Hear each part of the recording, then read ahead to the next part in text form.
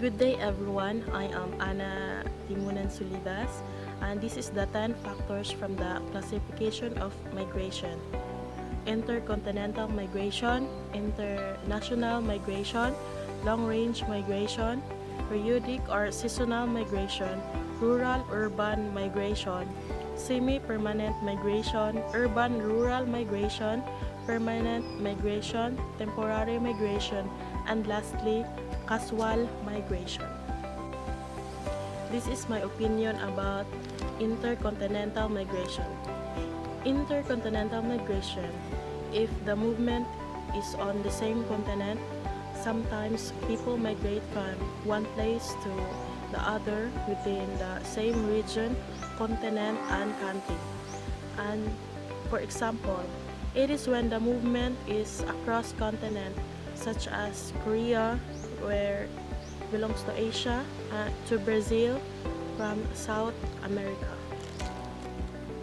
Second, international migration. International migration is the movement of people across international borders for the purpose of settlement. International migrants change their usual place of residence from one country to another.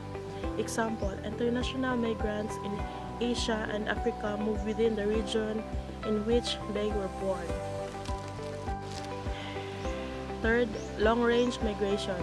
People may consider migrating for good if the condition in their home is one that is threatening. Example, people move for better healthcare if they have some disease that requires some level of attention that can only be accessed in other place. Periodic or seasonal migration. Sometimes people move during specific seasons such as crop harvesting and climate to work and then go back when the season is over. For example, some farmers go to other places to take care of their crops, and if it is done, they come back again to their permanent place. Fifth is rural-urban migration. It involves the movement of people from rural areas to countryside to urban areas of the same country in search of new opportunities and lifestyle. Example for rural-urban migration is people from rural migrate to urban to search for new opportunities and jobs.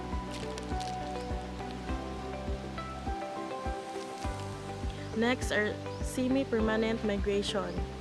The movement of people from region to region for the purpose of permanent or semi-permanent residence, usually across political boundaries, called human migration. For example, people can either choose to move or to be forced to move. Birth and death is another reason for the population size changes. Next is rural-urban migration. The movement of people from one urban to rural area to a different urban or rural area. For example, urban migrates to rural to stress out and get some relaxation. Next is the permanent migration. Permanent migration is when someone moves from one place to another and has no plans to return to their original home. Temporary migration is limited by time. They could be for seasonal employment. For example, this would be someone migrating from Bais to Shaton because of the typhoon. Next is temporary migration. Temporary migration is migrating to a country that is not intended to be permanent for a specific and limited period of time and usually undertaken for a specific purpose. For example, visiting Philippines for tourists or attending a conference or for more specific purposes such as medical treatment, study, working holidays, and other specific activities. Lastly, casual migration.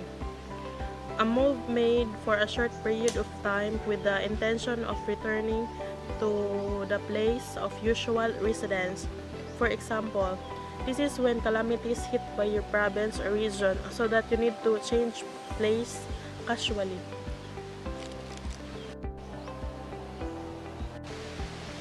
So that is the 10 factors from the classification of migration that I choose.